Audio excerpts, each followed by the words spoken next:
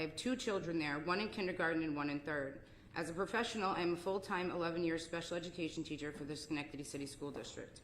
As you can imagine, it was hard to hear that our neighborhood school may close shortly after my children began. When the district announced the news of a possible closure but was forming a committee to help community stakeholders weigh in, I jumped at the opportunity. Finally, I thought to myself, we are moving in the right direction. As soon as the Google form was created, I requested to be part of the committee. I joined the committee truly to take this opportunity to help reimagine our district and implement new programs and systems that will advance our children's learning and overall educational experience. I also wanted to get to know the district administration, fellow parents, and my community better. I know that I'm the best advocate for my community through gaining as much knowledge as possible and doing best to take an impartial view. After our initial meeting on September 17th, I personally requested to join the Reimagining subgroup because this is where I felt I could be of the best support to my community. I was granted this opportunity and I thank the superintendent for that. When I attended the second Reimagining subgroup meeting on 10/22, the conversation left me hopeful. I left the meeting feeling as if the district was listening and taking our considerations seriously.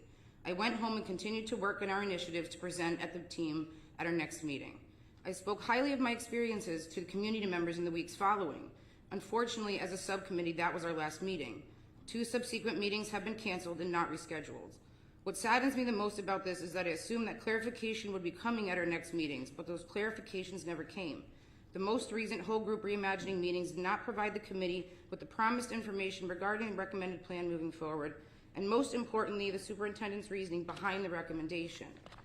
To get to the main points of why we are here, I began my research for this information simply by starting with the why. My main focus became 2 important questions. We have to ask ourselves, why do we as educators, district staff, Board of Ed members, and school district administration do what we do? And why are we in this situation? You truly have to dive deep into the depth of both of those to get to the solution that is best for all. As for question 1, I cannot speak for anyone else in the room, but I can tell you my why. I chose to become a teacher because I truly want to help our future generations have a fulfilled and successful life. The second question, the why are we here? This is the easiest of the 2 because it allows for quantitative data and numbers to represent facts and help us better understand. Many times throughout this reimagining process, the members asked, why are we in this situation? And the resounding answer from the district is declining enrollment. The follow-up sentence was always that it was not just an us problem, but rather a statewide problem. I have to admit that I took their word for it. I should be able to trust this information being presented to parents and staff. As our meetings progressed, or rather did not, and after last week's public forum I attended, the lack of actual data, substantial reasoning, and evidence presented to support the recommendation being made by district administration was shocking. I could no longer sit back and see decisions being made for our children without real data being presented. I decided that some further inspections into the data were necessary and have been working diligently to provide the community with the information they deserve and so clearly asked for. The truth is our enrollment is down, and the message we are being given that across the board, all districts in our area this is happening, is not accurate information. It is actually quite the opposite. The continued decline of Scotia-Glenville enrollment is specific to our district alone. If you reference the main document that I have shared, I researched New York State Ed data for the surrounding districts, Burnt Hills, Ballston Lake, Niskayuna, Mahonison, Chalmont, Schenectady, and us at Scotia-Glenville. I created a table showing East District's reporting of their enrollment to New York State Ed. It clearly shows Scotia-Glenville leading the decline in the suburban schools. In fact, the lost figures are close to Schenectady, a district 4 times our size. I would like to highlight some pertinent information I found in the data available regarding the 5 main deciding factors that were recommended for Glenwarden's closure. The transportation costs. The low transit cost savings does not equal a true cost savings that will help the district's bottom line. In fact, it is eroded by the new cost to outfit Glendale's playground for inclusivity. Document 1C is a Google Map picture of the driving route from Sacandaga Elementary to Lincoln. As you can see, these 2 elementary schools are 0.6 miles away from each other. That is less than a mile, which is within our district's walking distance. It kind of looks to me that they are in the same neighborhood, but I'm kind of new to Glenville. I just want to make sure that the district and community are aware of the close distance between these schools. Document 1D is just another wider map to show you a view of the schools in the district. I just provide this map for comparison's sake and for fair geographic review. Relocating specialized programs. If the relocation of district programs was truly considered and evaluated, then why are we relocating our most vulnerable population? The 3 developmental skills classrooms at Glen Warden are finally an inclusive part of their community. The fence at Glen Warden is a symbol of the community involvement and dedication to the students and inclusivity of our hive. The Glen Warden PTA raised $10,000 in support of our specialized students so that they could have the same privileges of playing outside as their peers and with their peers. Those classrooms are thriving with total school support. For minimal staff movement, you can refer to document 3. There's a total savings of 2.71 staff. It is important to note that it does not specify or say that it's instructional staff. These may not be teachers impacted. At this point, it is unclear. But it is clear to me that 2.71 total staff difference is not statistically significant data for a reason to close a building. Geographic location, please refer to the maps for that. And which leads us to the 5th and final reason for providing the recommendation of closing Glen Warden, building our future. Investigating Glen Warden use for the pre-K option for a multi-district pre-K idea has been brought up for a while. It was mentioned that Lincoln was not ideal for the superintendent's vision of reinvention. Again, I disagree. A neighborhood sounds like a great place for a multi-district universal pre-K. We were informed last week that Lincoln is not an inconvenient location for other districts, and that the Lincoln's physical building is not ready for turnkey change for facilities. Just so you are all aware, the resounding response from the ROS people initially was positive around exploring pre-K options, and that this sounded like a great idea and opportunity for our district's young students as well.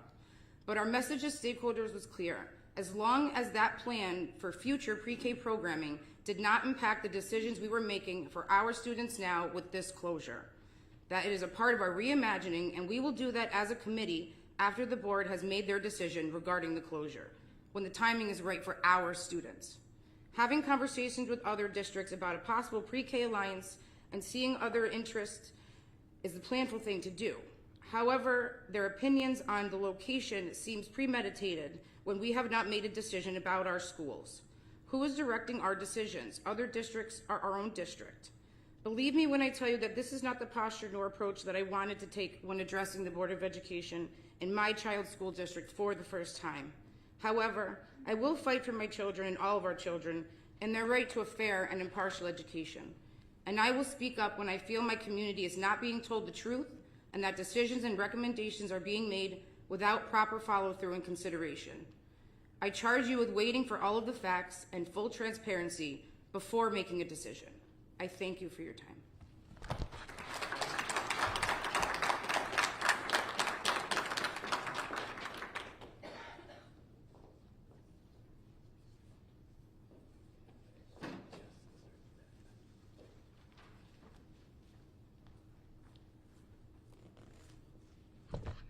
Tom Decker. I want you all on the board to look at this picture. This is my grandson. Yeah, everybody can look down, whatever. I want you to look at the picture. See the smile on that face? This is what our schools do for our kids. This isn't just about me fighting for my grandson, who I'm bringing up. This is for all the kids in all the districts. What I see sitting in front of me, you guys take this the wrong way, is a bunch of puppets, a puppeteer. Every time the puppeteer wants something, the puppets give in. It doesn't make a difference. You guys already made a decision. You know you have. Quit lying to the community. You had a committee over and over. I've heard it. They've all had ideas, and they went to our puppeteer and said something and totally ignored it. That is wrong. You guys all on this board have one job to do, and what is best for our community and our schools, and you guys have failed. Stand up to our superintendent and stop backing down. You had a vote two sessions ago. Some said yay about something, some said nay, one said, I'm not going either way. That person told me a couple sessions ago, shook my hand and said, give me 2 years and I'll change this board around. Well, guess what? That person lost my vote, period. Because you could say either yay or nay. There's no middle ground. You guys should be ashamed of everything that's been brought to this school district. One person last week made a comment, and I kind of agreed with that person. I don't know who it was. And they said, why don't we delay this a year? And I agree with that person. But I also talked to somebody today and said, well, we can't really do that because we feel like we're being pushed along. You're only being pushed along as long as you make them push you along. Back it up a year, let our director of money over here figure out his Houdini magic and spend one more year out of this. Not to keep the school open. We know we're closing one. But time us for us to transition the kids in an emotionally, mentally stage. What the teachers are going to do. How we're going to draw the district lines. You want to talk about district lines and which way the kids are going? Ask yourself one thing.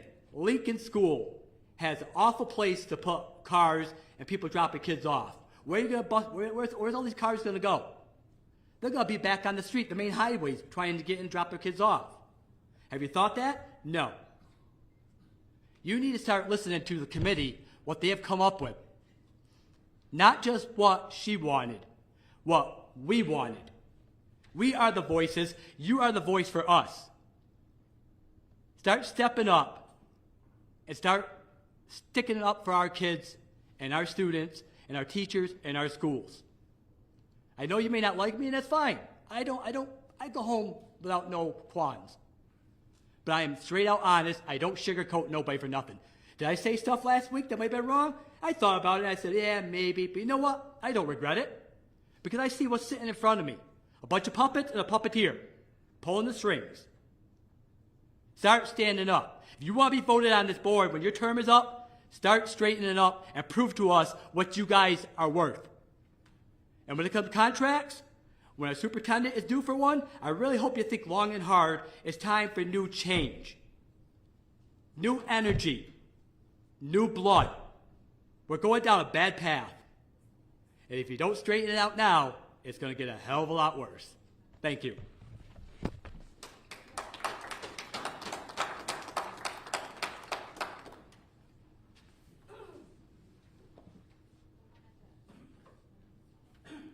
I would like to make a statement. My name's Jeremiah. I'm Jeremiah Papoon. I just want to thank you for caring about the students that live in this school district.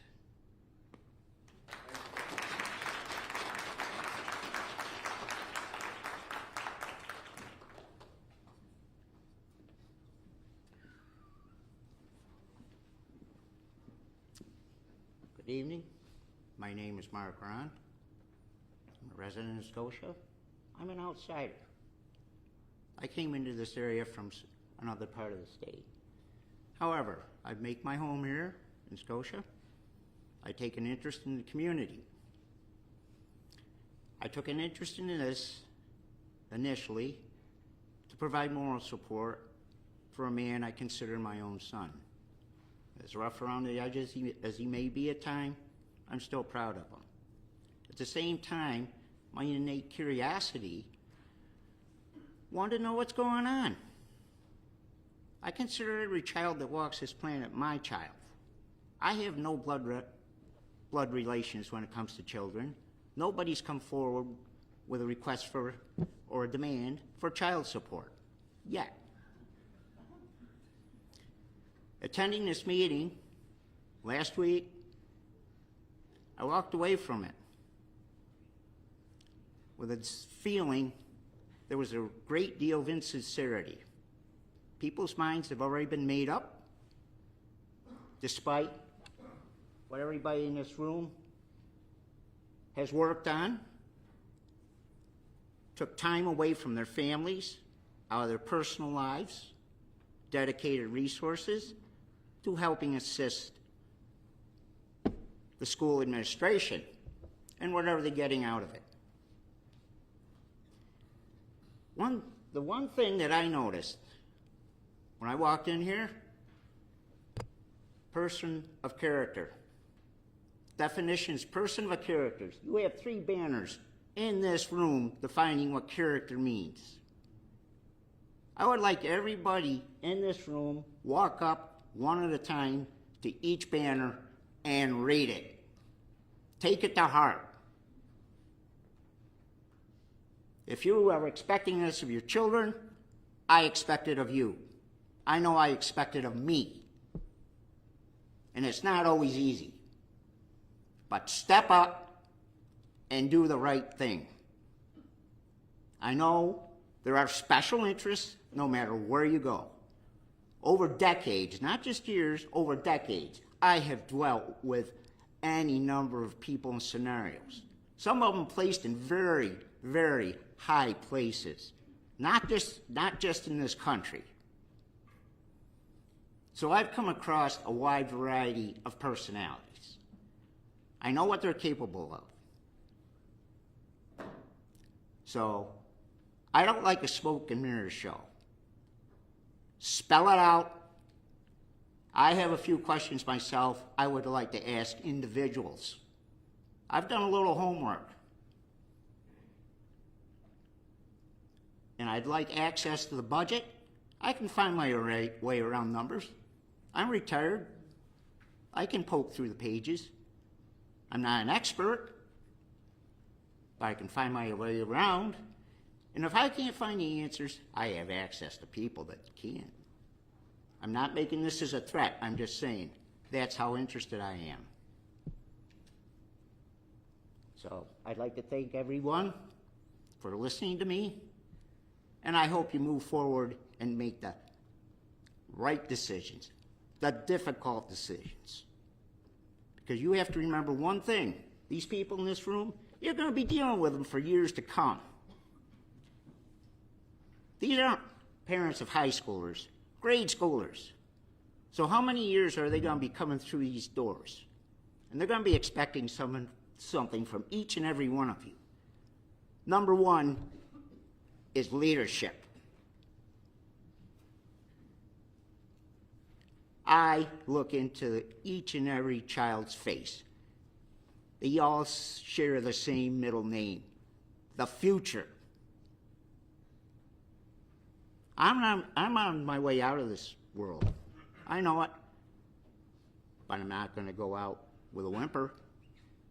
Not while I have my faculties. How about you? There's a young man sitting here in the crowd. You're going to be a future leader. You're going to be the one dealing with the hard questions. Some of them may include life and death. So you think about it. Thank you.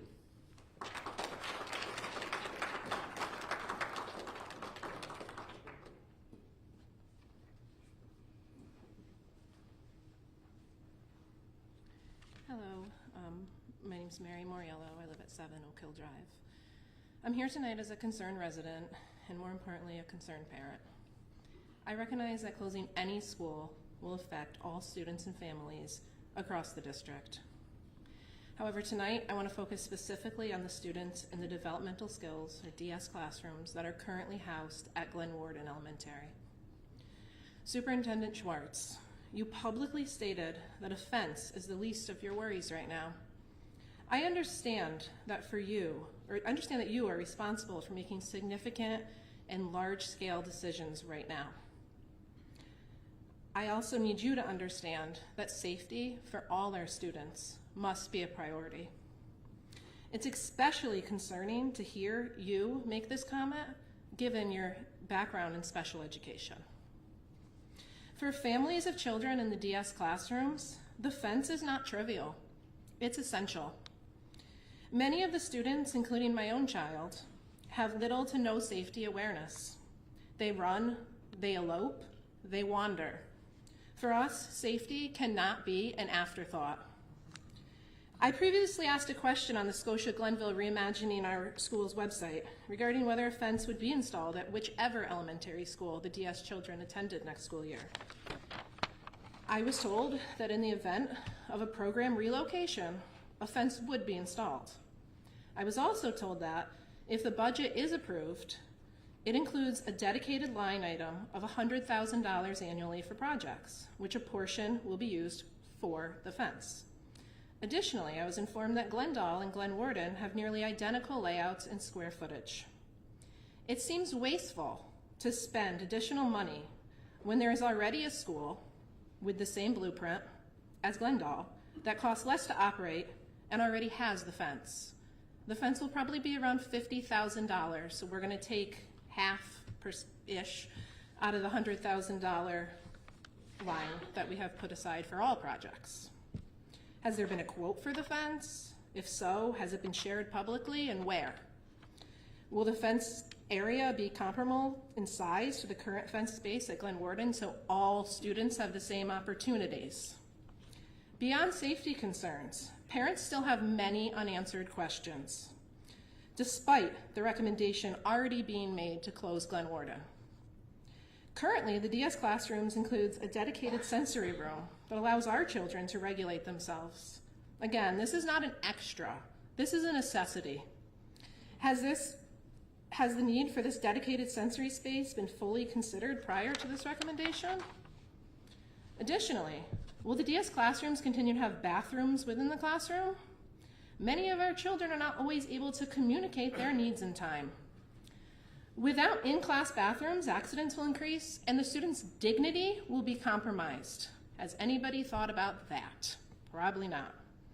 Change is nothing new for our students in these classrooms.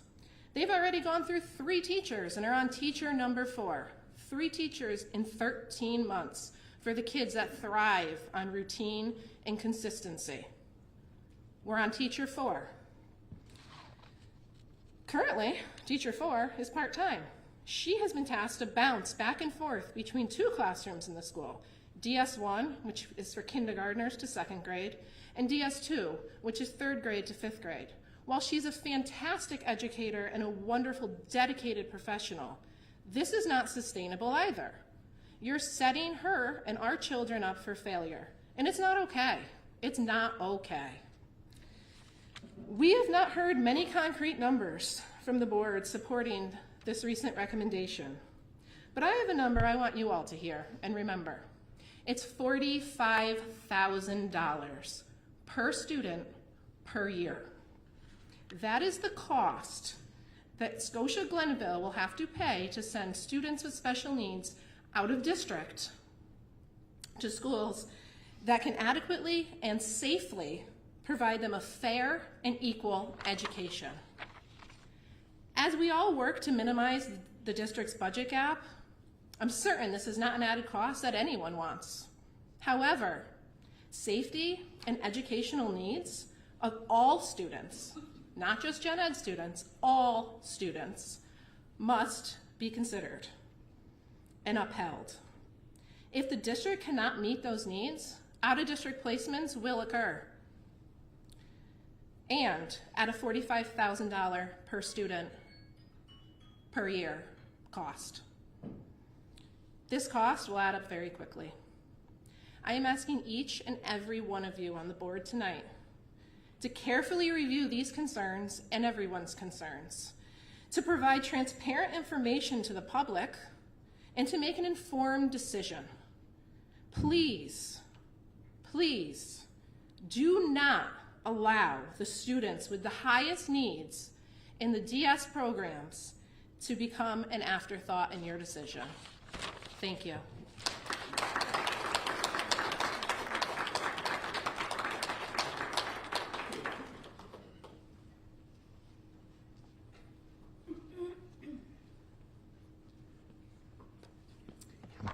Hello, my name is Danielle Murray Huba, and I'm a Glenville resident.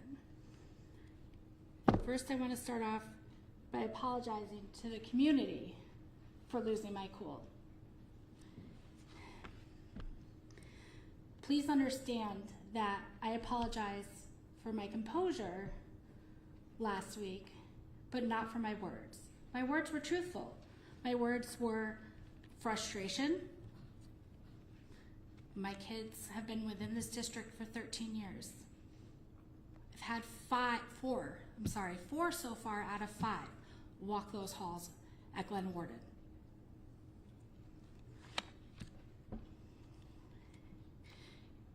To the board, because this is all a new line since my last visit here. You all came here. At one point, we're standing where we are today, behind this podium, with a passion for making right for our children. It is not right to make a decision without providing a detailed structure. We had some heated words a couple meetings ago, January 12th. I asked why not all 4 schools were provided with the shutdown numbers, how much it would cost this district. Mr. Talbot, you told me I would get those numbers. Well, I'm still here waiting. Where are they? Remember? Here's one kid, middle school. It's not about a paper and pencil, it's not about a dollar sign. This is a kid. Maybe I'm just a person. This is the kids that you're supposed to be helping, representing, because this isn't just about one school. This is about the district. Meany Anthony, special needs, 4 teachers so far, 1st grade. You want to put all the DS1 classes in a classroom in one school? Think about that. Because I've done my research.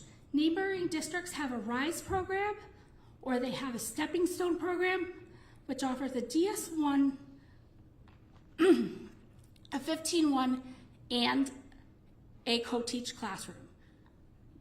Again, I'm not supposed to address you, but I'm going to. You're special ed. You promised me on the phone that you were going to be hands-on. Did you not when this whole thing went down? Okay, I'm talking calmly. I'm upset because I could actually cry right now.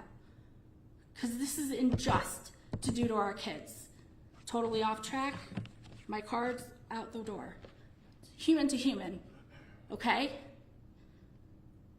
You said you would be hands-on. We had a meeting at 3:30 on a Friday afternoon.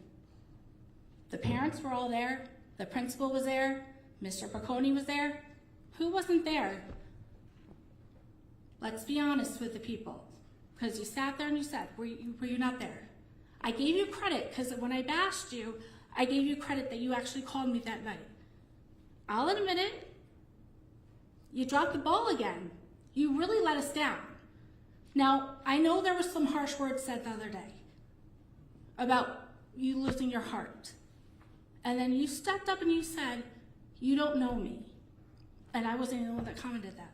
But what I will tell you is my daughter, who's in 4th year at college, first time she met you was walking across that stage, shaking your hand. You want people to know you? Come to events. Come to events. You want people to trust in you? Be transparent as a board, as a superintendent, and everything. You have boots on the ground. I respect these teachers that are in our classrooms day in and day out, dealing with every bodily fluid, every little heartbreak. They know if Johnny's parents are getting divorced, they're there. They're checking on them. I will tell you that. Because I had Anthony early, and Mr. Criscone called to check and make sure that everybody was okay, because the day before I was hosting a party at school. That's the kind of development. And I get you. There's probably one in every school. We all have heart. There's other options, and I was on that committee, but new things have arose. We have 50 kids that get shipped out approximately out of district at almost $50,000 a person. That's $2.5 million. I'm sure we could figure out ways to cut costs, bring those kids back into this program. Special needs is important to you. Please, do not make a decision before you can show everybody the truth. You want us to vote for you next time you go up for board? Show us that we're voting for people that care about our children. Show us that you're going to be transparent like you claim you are.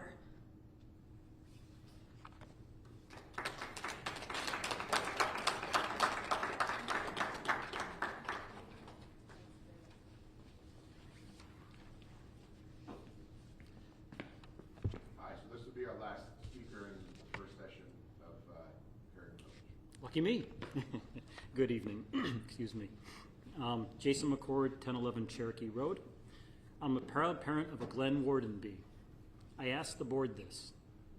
If you're going to close my daughter's school, please have a better reason than it's more convenient for Niski, Burnt Hills, and Mohan families to drop their kids off for pre-K. Because that's the reason the superintendent chose Glen Warden. She has said it's her dream to create a regional pre-K program, and Glen Warden is a better location for families in Niskey, Burnt Hills, and Mohan.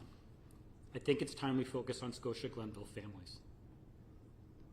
And can we please confirm the superintendent is talking about a pre-K program? She always calls it a preschool. And to be honest, it's pretty disconcerting that you call it the wrong thing.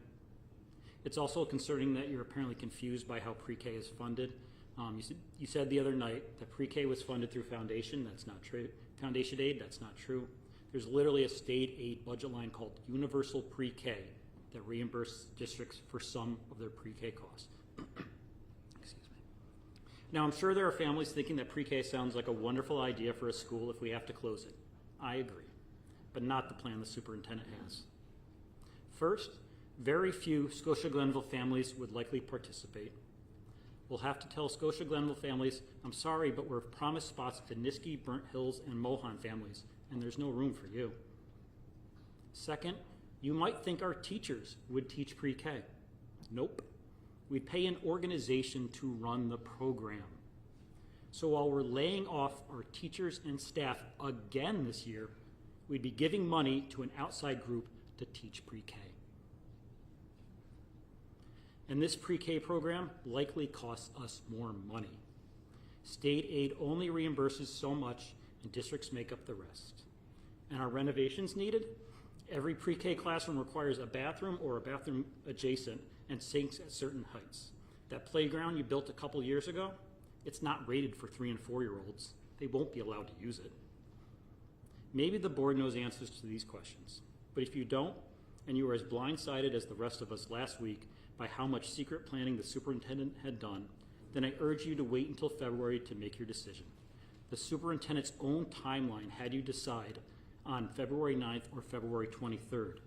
Why rush that decision if you don't have all the info you need? Finally, I think the board, Finally, I think the board and this community needs to come to terms that we need a new superintendent. We have too many challenges to let the same person who led us here try to lead us out. We need a new perspective. We need new ideas. We need someone who can restore the trust in our community and the respect of our faculty and staff before any more great employees flee our district. I know the superintendent has done many wonderful things for our children over her career, and we thank her for that. But it's time. This chaos has to stop. Do we think board meetings in Niskey or Burnt Hills or Shawmut are like this year after year? If it's not a school closing, it's a failed budget, it's a controversy over an athletic director who the district then quietly rehires by creating a new admin position for him. Our community deserves better. Tartans deserve better. Please, Superintendent Swartz, follow your colleagues like Dr. Robinson in Shenandoah and Dr. McGrath in Burnt Hills and let someone else lead. But if you won't, I think the board needs to consider other options and maybe rely on some of the great leaders you have beneath her. Thank you.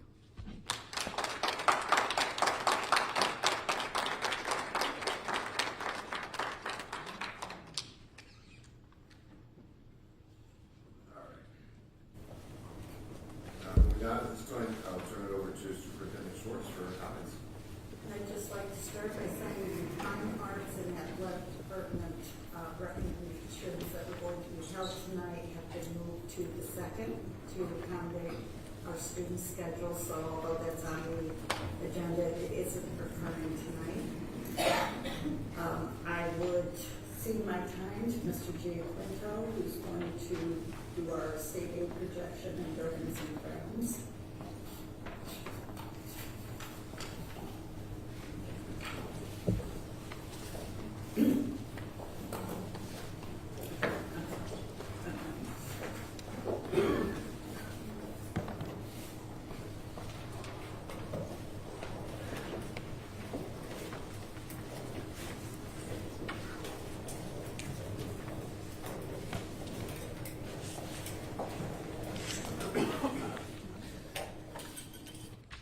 So the governor came out with her state aid runs a week or so ago, and I went through them to basically vet them and be able to present to the board tonight a first look. Please note that the legislation has not come up, the Assembly or the Senate has not come up with their budgets yet. But as we do it for each initial process, we go with the governor's budget because that's the numbers that we have. And then I adjust them for what I believe are the true numbers that the governor is reflecting. She has certain data. At a certain point in time, I have more updated because of the districts, what we're doing on capital projects and so forth.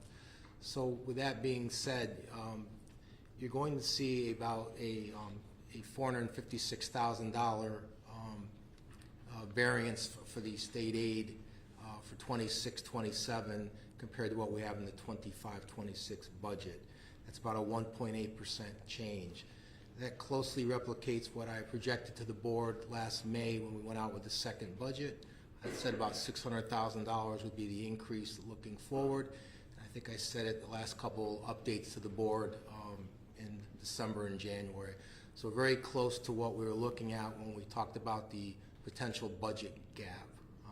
So right now, looking at the governor's numbers, adjusting them for the proper building aid, would be about $456,000 more in state aid, or about 1.8%.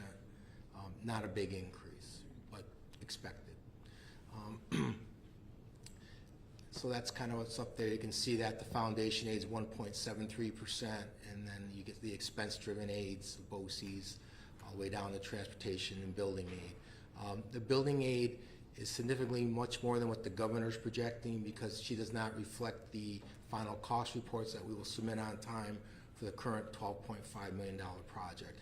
They will be done on time, we'll maximize our aid, and I'm pretty confident about the number up there, as I have been previously. Governor can't project building aid for what she hasn't seen. Those cost reports will be in. We'll have that project finished this fall, and we'll get the cost reported in. So again, that's a very small increase, but it's the increase. And any questions on that from the board?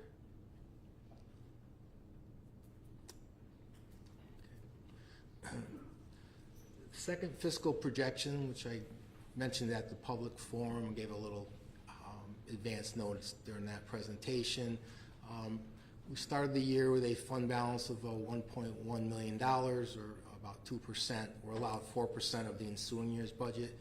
You know that we had less surplus last year because of the influx of special escalation.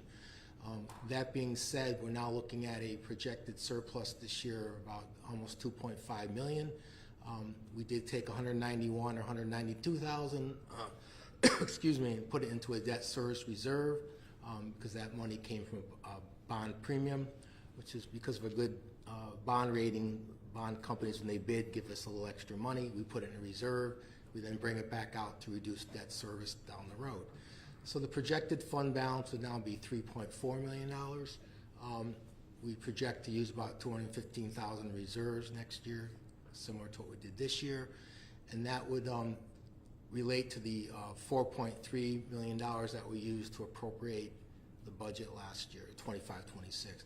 So to get back to that level, we need another $727,000. That would basically empty out the unrestricted fund balance, but allow us to use the same amount of fund balance in lieu of raising taxes. I kind of footnote that down below. We're hoping to generate more savings over the final 6 months. I think we're trending favorably, but we still have 6 months to go. We've had a bad winter. But all that being said, we have a realistic chance to generate some more savings on the expense side. Any questions on projected fund balance going forward and the current surplus?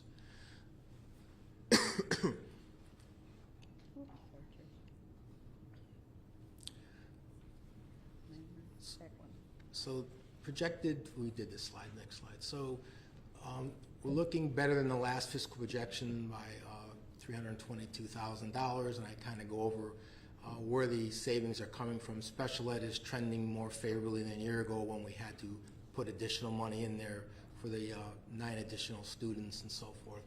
So we're again a little better than we were last year at this time, and I think trending hopefully more favorable to generate more surplus and to get back to our fiscal strategy of appropriating about 6.7% of our budget is supported by fund balance. Any questions on that? Okay. I had a couple. Why did we have some savings with special ed? Because last year we had the 9 students, we had a deficit, we had to put money in there. This year we're trending on budget. So we're not, it's a swing, a positive swing on why we have more surplus than a year ago at this time. And how do you expect this 322,000 to affect the 2.9 gap that we're expecting? If you don't make up the surplus, you know, to get to the 4.4 million of appropriated fund balance, it creates an additional funding gap. That's why I keep showing you that we're making strides to generating enough surplus to reappropriate the same amount as last year. In the memo, you said there was some increased cost due to leaves of absences and retirements. Can you explain that a little bit? So when people go out on leave, we have to backfill them with substitutes to keep whether it's a teacher or administrator. That's what that is. You know, we had it in the district office. We had a unanticipated leave. We had to fund that with support staff. So you're basically having 2 costs for 1 position is what that means. And that happens every year somewhere. Some years worse than others. Mm-hmm. Okay. This is basically your balance sheet. 6/30/25 was what was presented to the board and the audit committee. That's your audited financial. You see there's about $12.2 million in the balance sheet, of which the undesignated or unrestricted is $1.1 million. And you go on down, you can see our reserves. So the reserves are set aside. They are board-adopted reserve policies, which have to align with state education department regulations, and they're audited every year by our external auditors. So we utilize those reserves strategically because once you utilize them, you've got to make it up somewhere because it creates that kind of, you know, it's like your savings account. Once you take it out, if you don't replace it, you have a gap. So when I talk about $215,000, last year we used the tax certiorari reserve for most of that because we had favorable settlements on tax judgments. This year, I believe when you see the budget presentation February 9th, you'll see how I'm going to recommend to the board what we utilize next year. Okay, so, but there it is. They're laid out. They're audited. The repair reserve is for the bus garage. If in fact we do the what they call it, the EV infrastructure, that's been set aside for that purpose. Debt service is for help us alleviate debt service going forward. TRS and ERS are monies we're allowed to set aside for pension escalations. Right now the rates have been stable for both the ERS and TRS, but if they go up, we can pull into that reserve and help alleviate escalation on the budget that area. Retirement reserve is for that purpose, for people that retire under their contract. You can pull it out. It's called an EBLAR, employee benefit reserve. Any questions on the reserves? And that's your balance sheet. And you can see how I bring the surplus in, so I always know what the forecast is, and that's how I get to that 3.4. You take the pre-existing balance with the surplus, you get a new projected balance.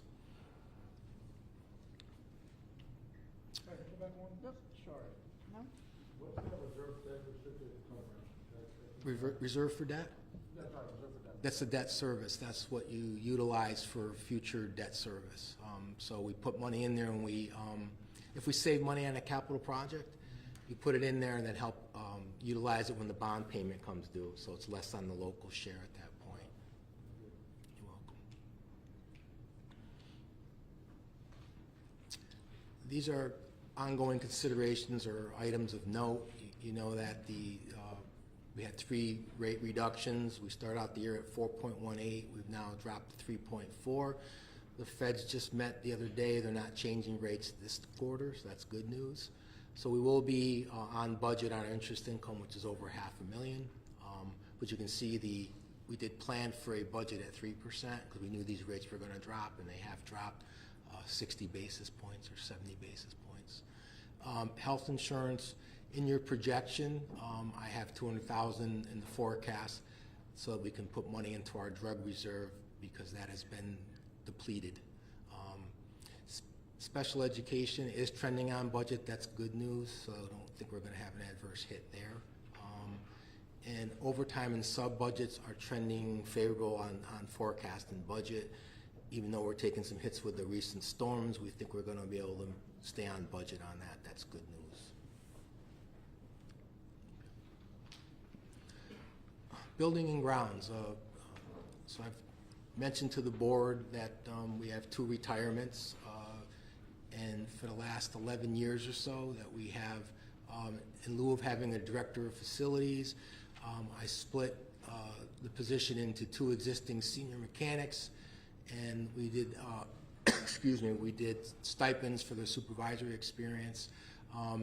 They're retiring, so you will have to make the consideration during the budget, are we going to go back to a director of facilities position? And I show what that's going to cost.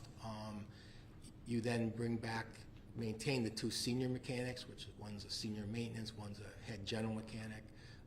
You will save on the retirements and that sort of thing, but the net increase to the budget would be almost $178,000 if we go with a director of facilities, which we haven't had since 2015.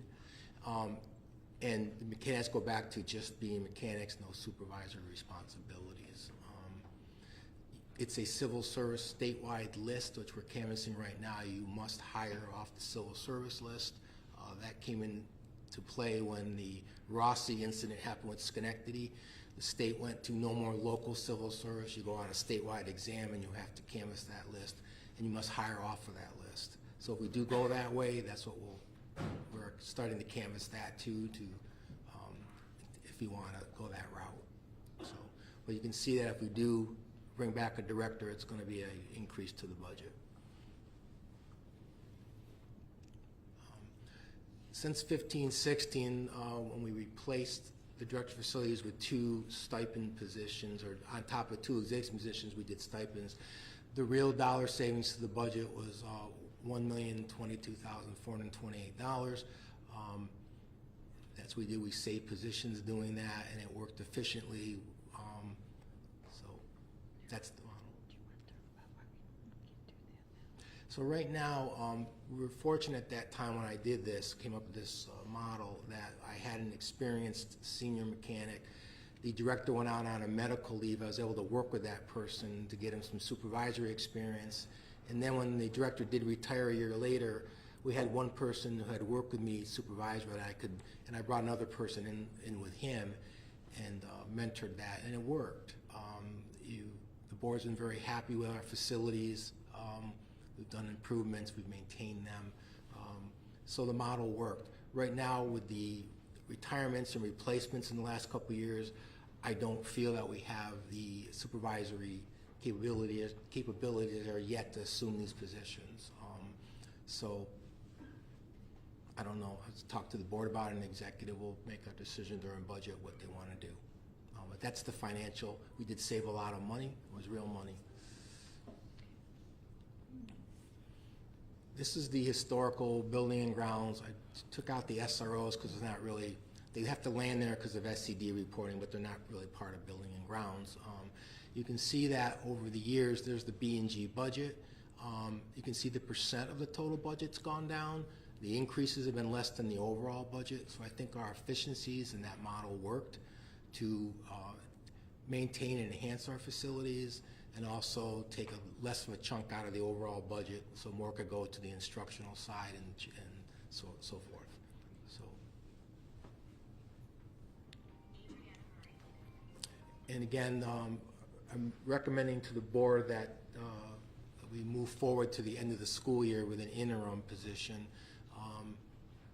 We have a person who's retired from Mahonison that can come to us. He's done interim with Voorheesville recently. He worked at Shenandoah. He can get us through working with me to the end of the school year and help us make an assessment to the board of what direction we go forward with as far as either the director or review the 2 stipend positions again.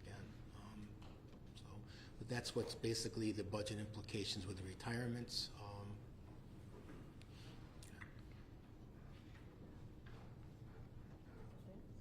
guess that's it. Any questions from the board? Go back to the state aid for a minute. I'm sorry, I know it feels like I keep looking at my phone, but my computer won't let me log on, so my questions are on my phone. But Way back in here.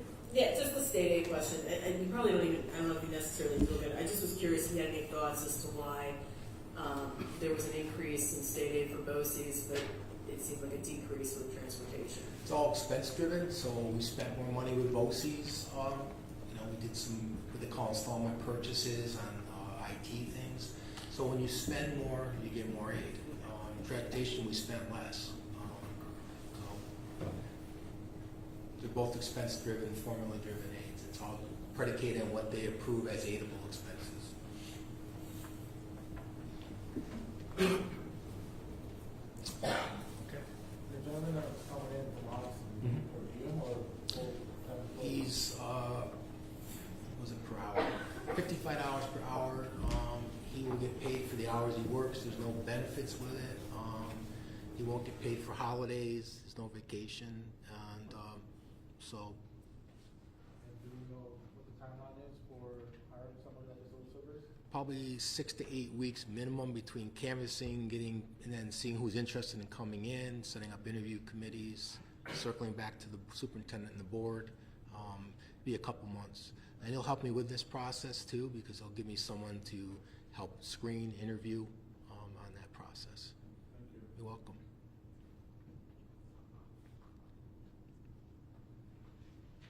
All good? Can you do us a favor while you're up there? Can you talk to us about, we all understand, we know the fence is an issue. Can you talk to us about the potential fence at Glendale, the $100,000, where that money comes from? Is it in this year's budget? Where's this money coming from? So, if in fact the directive was to fence in any playground or any part of it, you know, most of the campus is fenced in. Those are projects that we initiated. But if you wanted to fence in Glendale, we could run that through. It's in the budget already as a line item called $100,000. We've been doing it for over a decade. And each year we pick what project we want to submit to the state education department under that. You then get aid the following year at 74% back on it. So if in fact you said you want to do this and the budget passes in May, you could run it through that thing, that line, submit it to the state May 26th after the budget passes, and then once we get approval, we'd have that fence in, get aid on it the following year. So you have that in the budget if you choose to go that way. If you didn't, and let's say you wanted it tomorrow, we'd have to look at reallocating money, health and safety, and get our 3 quotes or bid it out because it's over $60,000 probably. I did get one quote in the middle of the winter, and it was a $60,000 to do the whole playground, but I'm required to bid that amount of money, so they just came and gave me an estimate. So we fenced in Glen Warden for 31, I believe, and Glendale's at least twice the size, so it makes kind of sense on that. How much aid do we get back on that? 70, well, our building aid is, I think, 74.5. So we'll get back on that. So to do that project, you've got to do some inside work to get outside work aided. So we do probably some electrical panel work inside, and you pay your architect something, but you could fit it in under $100K easily. You're welcome. Anyone else have any questions?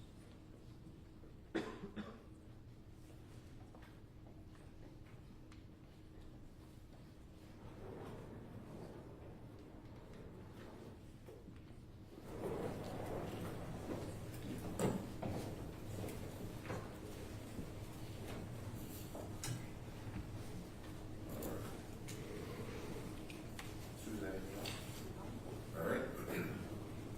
Moving on, discussion of our senior citizen age exemption. Sure. So at this time each year, I bring to the board what we've been doing, what we're proposing. We've been going up $500 a year on those bands of income. It's worked. So we are about where the county is on those, but not, we're ahead of the town. So I commend the board for supporting these gradual increases over the years.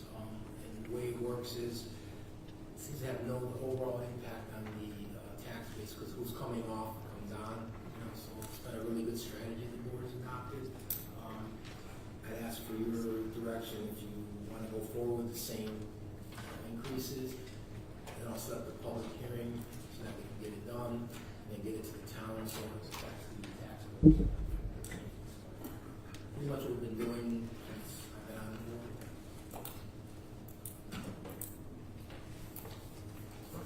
Drew, I think my question on this is, and I'm wrong, please correct me, I've been doing this for 11 years now, it's great. In the situation you're in, I just have to ask, I totally appreciate it, because I want to fix income, well, I want to fix income as well, but is this a fiscally responsible thing to continue doing, or is this something we should look at? So it's a good question. What it does is it shifts, takes money off the tax roll. It shifts the same tax liability to less tax base. But I would say when I look at the exemptions on the tax rolls, it's been pretty stable. It hasn't caused an adverse effect, because what we did, it seems to be as people move out of a band, people come on. Right? So it really hasn't shifted it at all materially. It's the same thing with the, if you remember the veterans exemption a few years ago, that's exactly what we thought it would. It stabilized, and what we decided it was going to be was a one-time shift, and then it flattened out. So it's a good question. Anytime we remove any parcel from the tax rolls, it shifts the burden to other people. But my estimation is immaterial on a $1.3 billion tax assessment. Thank you. You're welcome. I know you said it in the memo that it affects only about 200 people, really. Do you have any idea about the approximate financial number what that would constitute? Not going to the town looking at their records. And I get the tax roll like every, we do the tax rolls, I get that, but that's when I know who's on it, how many people are on it, or parcels, and maybe the dollar amount. I don't know that top of my head though. Is that something we could get by the public forum? I can get you last year's. That'd be great. Thank you.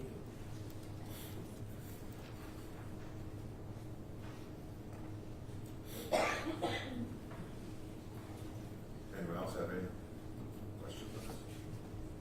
All right, good. All right, Drew, thanks for giving us that form for next meeting. Thanks. State aid discussion, we already did, so we'll move on to item number 7. If I get a motion and a second, please. Excuse me. To accept the second fiscal projection. I'd like to make a motion to accept the second fiscal projection for 2025-2026. Thanks, Chad. Second. Thank you both.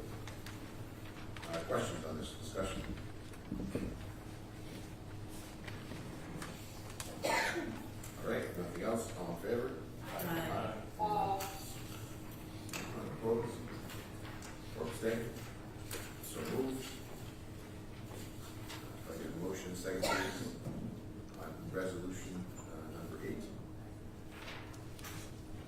I move to approve the January 26, 2026 resolution regarding decreasing the general fund appropriation account in the amount of $6,538.40 for the claims settled with Silar LLC for the 2024 and 2025 tax years. Thanks, Kevin. Second please. Second. Questions, discussions on this? We don't really have a choice in this, right? It's a court decision. Court decision. Thank you. Anything else? Not all in favor? Anyone opposed or abstained? If I can get a motion, please, on item number 9 and a second, please. A motion to approve the superintendent's recommendation to close or repurpose Glenmore Elementary. Thank you, and a second. We can't have a discussion on this. Thanks, ma'am. All right, now we have discussion on this. Is the majority of the board, when we do this, I would like to do it, are we in favor of voting on this tonight, for or against? Or are we in favor of making this decision on February 9th? I think speaking for myself, there's still information that I would like to have before voting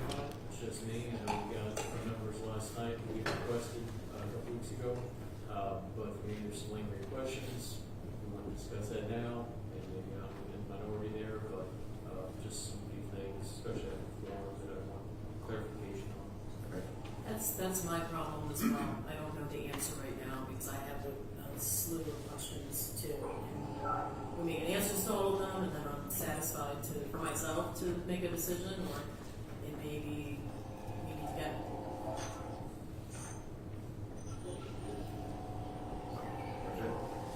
I just want to see the final result. I would like to see the process moving forward, regardless of what school it is. I don't want to think about what school it is right now. I just want to know what the process is going to be going forward. It's, in my opinion, and I could be 100% wrong, that some of the steps could be taken so that we could have an idea of what's going to be happening from this point to February 9th. And I would like to see those steps starting to happen. If we use a school as a model, that's fine, but some of the steps could happen so we could actually see what the impacts are going to be. The seniority list, all the things we've been talking about for years. I don't know how much stuff we can go into detail out here, but like it would be nice to have look so we can say, all right, this is where we have to go, this is what we have to do. And until we have that, I don't know that whatever questions we ask, unless they're ultra specific, unless they're ultra on point for whatever we have to know, the data isn't going to be there because they're waiting for us to pick the school. So if we say no, that we're not going to vote tonight, that's fine, but you're not going to get information that's going to change your mind by February 9th. That's what scares me. See, but I disagree with that because I think there's a way to be proactive to get the information depending on when the school's closed. And for myself personally, I've asked both at meetings and through emails, what happens transportation-wise, boundary zones, if Lincoln closes? What happens if it's Glen Warden? What happens if it's Glendale? What if it happens if it's Sagamore? So we could have all of those options in order to review, to make that determination. We know at least pretty close, first through fourth grade, first through fifth grade, because of the attendance we have now. Kindergarten obviously is an issue, but I do think there was and is ways to be proactive to get that information. Because for me, Susan, I first want to say I appreciate the fact that you gave your recommendation, and I know that's not an easy thing to do. But one of the things you said with respect to Glen Warden was transportation. And I know we got final financial numbers. I'm not sure how we ended up getting to those numbers though, without actually seeing zones, actually seeing boundaries. Because to me, I think you could generally speak about what the boundaries would be, what the zones would be, to get to that decision. So that's one of my big questions, and I realize it's more work. I get that. Like I wouldn't. It's tough. You don't want to do work unless you know there's a school, because then you can focus on that one school. But to me, that and other areas is information to make that informed decision to get to which school should it be. So I'm going to ask the group to talk a little bit about the meeting that I had today with some of them, and so you did, or. So Rick, John, Janetti, myself, Clara met today. You can jump in. We have what they call the kids that are not in their home schools. It's a number of about 8 kids, right? Plus the co-teaching and other models where kids would go. You want to elaborate a little bit? Yeah, so when we met today, we really tried to formalize a plan to achieve a few things. We know class size, being equitable is very important, so we want to make sure our class sizes are balanced. We want to try to minimize disruption to kids. And long term, we really need to create boundaries for our incoming K students and our new enrollees that leads to long-term class size equity. We're going to start with the kids that are already placed at a school that is not their home school for reasons that are they're in co-teach or they're in the DS program, or because a grade level got closed at one school, they're going to push to another. We want to try to redistribute those kids. But after that, we're going to have to go really almost family by family and determine where those students would go in order to balance class sizes at all of our methods. Because we have a framework in place where we want to have 2 sections in each grade level at the 2 smaller schools, and SAC will have 3. And so we have to try to fit students into those grade levels so that overall the class sizes are within a normal range, are close to each other. And it will be almost a family by family situation, whatever school we choose. So if you wanted a scenario for all 3 schools, we could do that. It'll take work, and we'll need help from transportation, maybe a consultant transminder. But it would be like for the 150 students like Glen Warden, we would go family by family and try to determine where the best fit is to make sure that the grade levels at the 3 remaining schools are equitable and under the guidelines. Okay, because that was another area that I had a question in, because I thought I made my position clear, and I thought others as well, but I'm not going to speak on anybody but myself, that we were looking at this, even though we decided K through 5, we were looking at this as this is the time to maybe change lines in order to make sure the schools were equitable. But then when I heard at the public forum, and please correct me if I'm wrong, it was more of the school that you recommended, we were going to move all of those kids. But if you were at a school, you were staying, if that wasn't the closed school, you were staying at the school. And that surprised me a little bit because I thought, again, I thought we were going to take the time to fix lines to make sure the classrooms were equitable. And that's where my subcommittee started. We thought we were going to redraw boundaries. I think the philosophy evolved over time to minimize the disruption on students. So there are fewer kids having to move. I'll let Susan speak to that. If that is the board's will, we can go that direction too and look at all of the boundaries and all of the students, and not just the students from the impacted school. That was my understanding as well, that was going to be one of our tasks during this reimagining, that was going to happen. And so to hear, or my perception of it being on one community, that's definitely something that makes me wince on that board. So I was just at the same confusion. That's going to happen like that. So I think that's where I was. I feel that we need to bite the bullet and make a decision as to what we're going to do. We can keep asking for more and more information. Go on for years asking for information. But I think it's important that we make a decision as to what's going on so that everybody in the community knows what's happening and what direction we are going. Pam, I would agree with you if this was the first time I was asking for information, but it's not.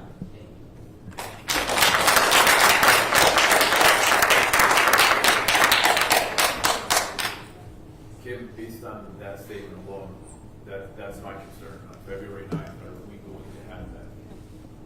Well, let's come up with the list of questions that we need. That are the top. The last time we did this, it was like, heck, it was long. It was taking up a long time to do, which I understand we all have a lot of questions. But what are the key questions that we have? You know, transportation boundaries for each school that Kim has. I agree, I was under the impression that now, if we're gonna do this, now's the time to do it. Neighborhoods are great, but kids will get used to their new classmates at some point in time, and their new teachers at some point in time. But let's just do it to do it. Let's just not keep neighbors. So I was surprised as well when I was listening last Thursday when I was out of town, that was mentioned, because as Chad and Kim had already said, we were under the impression that now's the time to do it. all the temps, I thought. Correct. Instead of making, this year we do this, it calls a wait, next year Correct. another wait, this people wait, we just rip the Band-Aid off, we're gonna get all these unpleasant tasks done, we're gonna do it together, and then we'll move forward from there. So that's kind of where our wins in a lot of this, and some of those things that happen. Right. So let me ask you a question, because I want to be sure I'm clear about what you're seeking. So what you would like is the plan to redistrict the entire district? Right from the beginning. The entire elementary boundaries, so that all students move. Yeah, I mean, for me, I wanted to see, and I've been wanting to see, if Lincoln is the one that closes, these are what the transportation and the school lines are gonna be, and these are how the classes are gonna be structured. If it's Glen Warden, this is how the transportation, this is how the classes are gonna be structured with, generally speaking, the numbers in classes. If it's SAC, it's this. If it's Glendale, it's this. With all due respect, that's not what I'm hearing. What I'm hearing is you want to know what it will look like if everybody moves. That this was our opportunity to to redraw all of the boundaries. Right, but depending on the school, because that's, to me, that's the issue. Because like, I know you're saying, like, we didn't want to close Glendale because kids are going to be drawing the bus for an extended period of time. To me, that's a general statement where I don't see actual data backing it up. I'm not saying it's not there, I'm just saying I haven't seen it. But again, I'm hearing two different things. So you're saying school by school, show me what SAC looks like, show me what. Now, I'm saying, I thought we were redistricting the whole thing.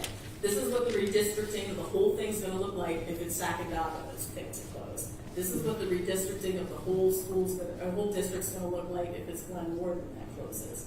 Because to me, that makes a difference. Because the numbers are close, teachers and the staff that go are gonna be good to go no matter which school closes. It's the other considerations to make that decision. Because right now, all I've seen is this is the transportation cost, this is the utilities cost, and I feel like I haven't gotten much more beyond that. And I get shaky when it comes to transportation, because I may be talking, but in the committee, I thought it was stated that there's a belief that we over-transport. South Carolina education point, that we over-transport. And so to me, that means we're basing it off an inflated number. So again, it was looking at what these things look like Kimberly asked for many weeks ago, and then really going from there so we have the most informed decision at the end. So let me try again. Okay. So I want to make sure we're on the same page. You're talking about if SAC was the school closed. I think we can eliminate that at this point. We've established SACs an anchor school, right?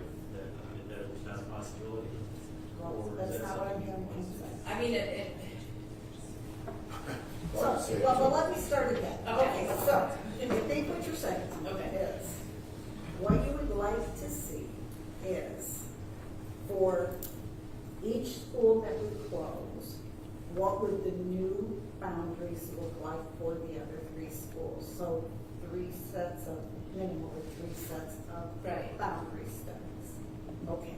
And the transportation zones for that. Because I'm very interested to see, what truly is going to be what we're dealing with transportation-wise, both, not just the cost, which I know Drew gave us, but, where kids are traveling from and how much time and that's going to take. And also, again, the classrooms themselves and the number of kids in the classrooms, because I do believe, having a child myself who was in a school where never had less than 20, 21 kids in a class, which thankfully worked for us, but I know it doesn't necessarily work for everybody all the time. I'd like to see, and knowing that there was other classes where it was much less, I'd like to see what the lines would be so we can make it more accurate. For each school closing. Got it. Okay, so Drew, I know this is, you're not going to be able to give me a specific date, but if we were to do that, which I imagine we bring Transponder in to consult with us. Well, it's not just a Drew thing. I need principals to meet where each family's gonna go to what program. We're doing with John and you. I can't. That's why I said I did my whole presentation. It was just taking half the kids over here. We get to sit down and go through programs and everything else. So it's like, you give me the information and I'll see what it takes to turn it around. Do that. But it's not February 9th. If you could say this, say that. It's not gonna happen for my guys. It's a duel. It's gonna take time and effort. So, I have to meet with John and Chris, John and Rick, see what it takes, and Clara, see what we're gonna do. But I don't know what the turnaround time is. We're not even done with doing one more thing as far as what you have ahead. Right.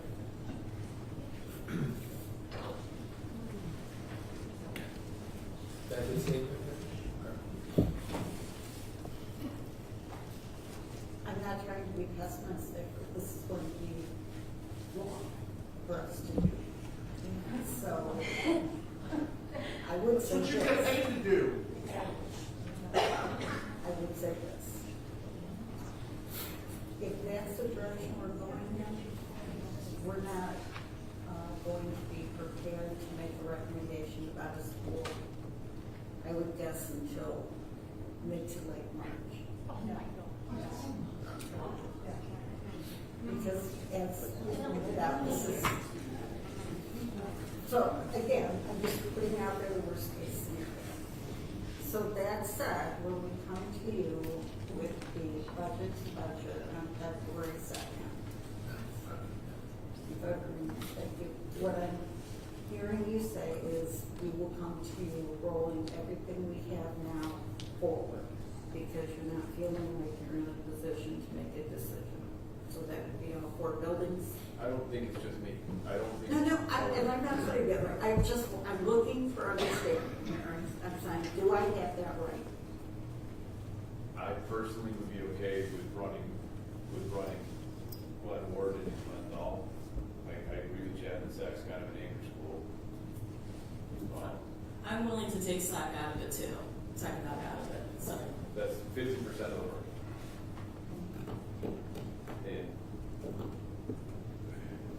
But I'm gonna be honest, I am a little frustrated because to me, again, I know I asked for these things several times, both in meetings and by email.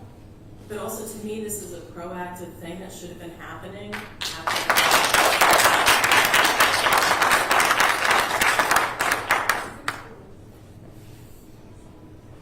And I think what I would say to you right now, I recognize that. But again, I am just understanding what you are saying, which is a redistricting of everyone here under 3 different scenarios. Correct? I believe you, but I'm surprised because I know we've talked about it before. We haven't talked about it. And I mean, I thought you were pretty clear. It's been 15 weeks. Now you followed up on it in December, so. I never heard the word redistrict the entire district. I mean, it's. Pick a school and redistrict the entire district. you're in your email. If that is truly what the board wants to do, then we'll go back and do that. But we will start the budget process on February 9th, because we have to. That's all I'm saying. I would tell you that the team and I thought we had responded to your questions. So to try to keep this moving on with this conversation here, so we're okay with excluding Saginaw from this example? If we have to vote on that, I would say yes. Yes. I would vote on that. All right, so we would not include Saginaw on that. So we're trying the other 3 schools and the entire district. So just so we're out there, entire district without Saginaw, right? So we have clear, concise mission. Right? Honestly, like now, you look at inside to one dog, right? That was no sense. Why are you driving the bus? The house is on the road. If you look at the district right here, this is the map that we got back in Northern Imagining. There's kids everywhere from every single corner inside this district. They go to school on the other side. And we had just talked about underneath really different schools at their school district. Their school's home. Yeah, social programs. Right. That's excluded, yeah. That's correct. But that might be what Chad said, we said over transport team. Correct. Break up words here outside of your line, so. And I think that's one That's what I- We can't hear. So we gotta talk in their microphone. Sorry, I know you can hear me. That's a Clara said, she was saying that we're under the same guideline. Because most of the kids are let go side, Lincoln or Phil, yeah, and that's high traffic zone, and can't be walking from there. Right. So that's why we're looking to transfer. You know? Okay. And Drew, could you help me remember if we wanted to change the transportation zones again, is there a process for that? It's a board decision. You vote.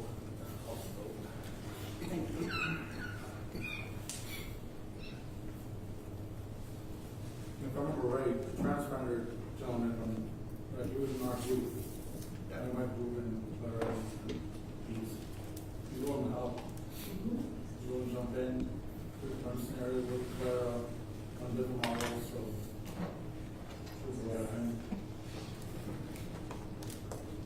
All right, so besides the transportation, what other specific thing are we looking at? I'll just speak up and say that mine would be the moving of the DS program should potentially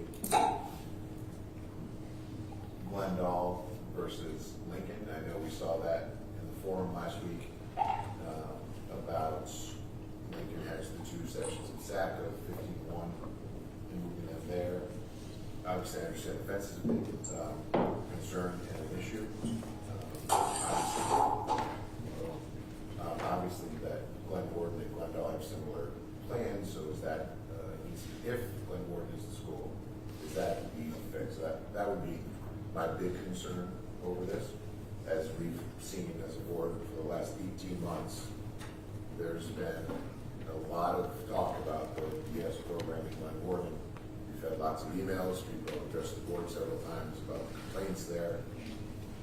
So I was a little surprised to see everyone encouraged to keep it there. When, for the last 18 months, we've had numerous emails and people speak to us about that wasn't the plan. We need new leadership. We need something different in that school and in that program. So that would be my concern. That would be my question, is the DS programs. Yeah, piggyback off of Hal, I share that. Also, if we were going to move Glendale, what would it take to get Glenville to turn that into a school zone? Because no fence is invalid. If a child does get past the fence, then you get, what is it, Hal? You're out there, Hal, 45 miles an hour?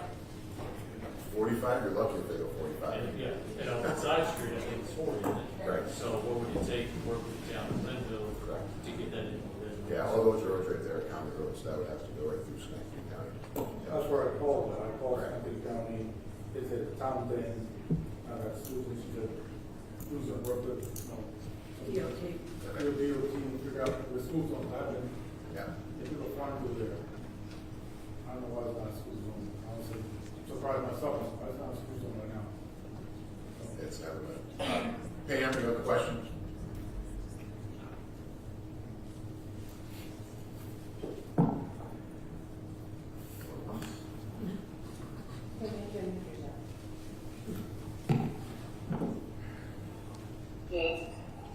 I'm sorry, what was your question? Did you want to speak? No, especially. I had just brought up, Pam, about the DS program, if it was Glen Warden, and the feasibility of moving it up to Glendale, and what the parameters were around that. So are you talking about costs even outside the fence itself? Like moving costs? I mean, after that, I was curious about moving costs too. I mean, it could be nothing. Yeah, moving cost staff, is it new staff that goes to Glendale? Is it the current staff? We've had 4 teachers in 13 months, right? So is it different staff that comes in to do it? Does Glendale have staff that can do it, that want to do it, and that can lead that program? Like I said, for 18 months, we've heard nothing but, for the most part, nothing but negative about that program.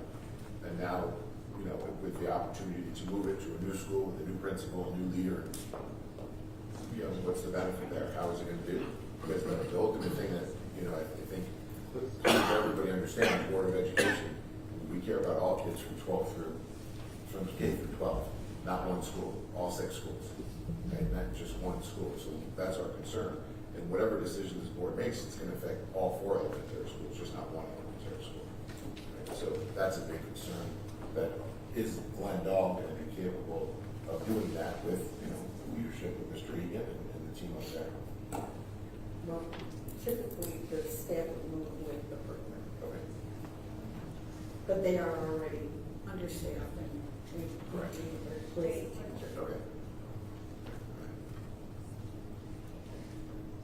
Questions that we haven't talked about from this side? Mike, about hopefully answers for tonight. Is it realistic, is it realistic to have a pre-K program up and running by September of '26?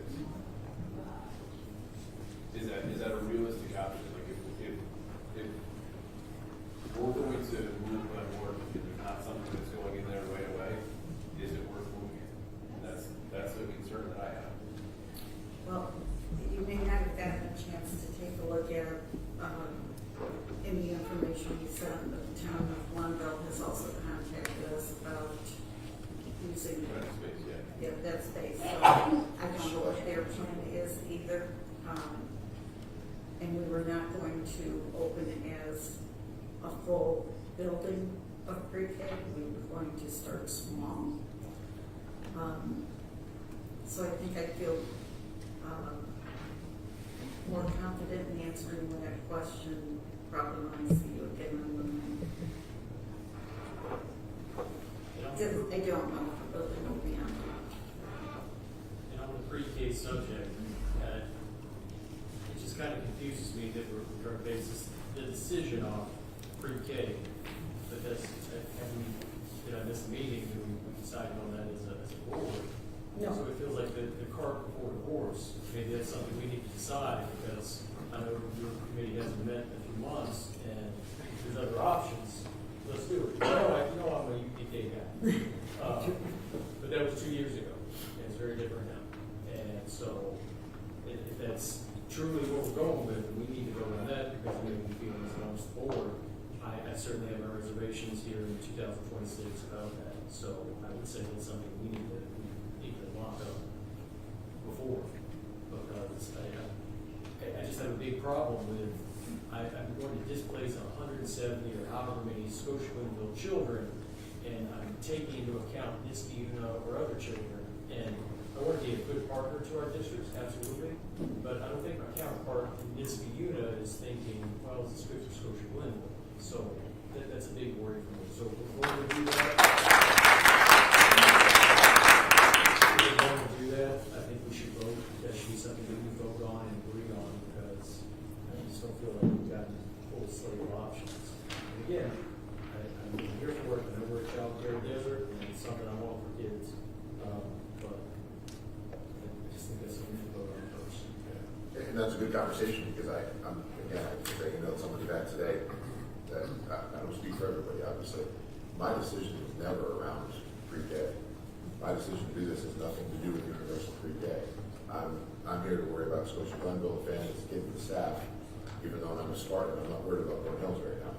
That's not it. That's not my decision. I have a feeling all seven of us feel the same way. We're not doing this to try to close the school because that's the best spot for a pre-K. Right. That's not my decision. My decision is the budget. Making sure that we can close that $2.9 million gap. Which, to Drew's credit, no matter which school we go to, Drew, 2.9 is not happening from one school.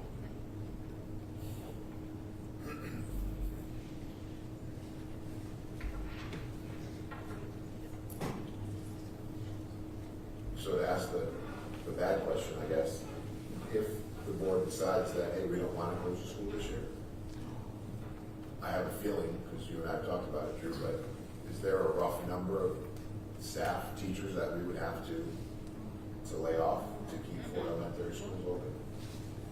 Well, as I displayed in previous PowerPoints, that last year we had 22 FTE reduction, which included non-instructional, and there's probably 17 instructional and 5 non-instructional.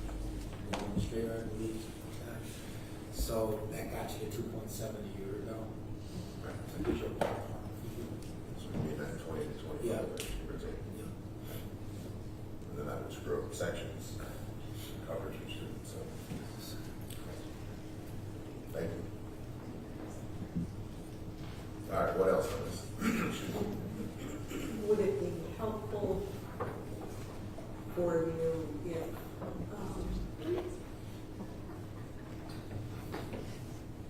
and again, if we could bring you as close to as possible what we believe the savings would be, which would be based on staff per se, both certificated and non-certificated. if we were to close an elementary school, what that, other than SAC, what that number would look like next week, or, I'm sorry, on the 9th when we see you. Absolutely.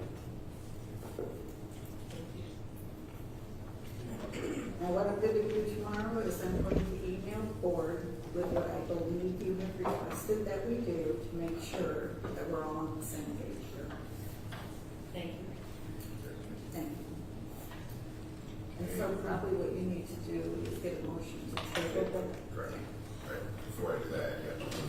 Before we move on, okay. Yeah, if there's anything else, we can obviously email back to Susan on that one. I'm sure we'll get a couple recommendations.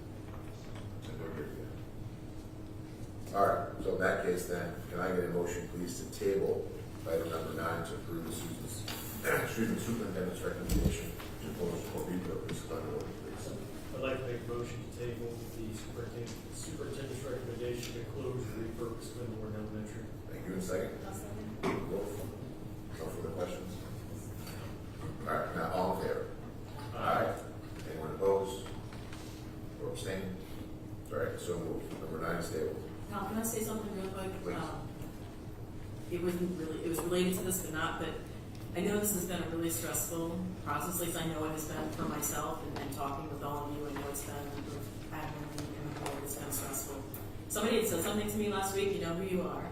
The one thing that has been a bright light on all this is we did not get one single person telling us, please close my school because it's not good, it needs help.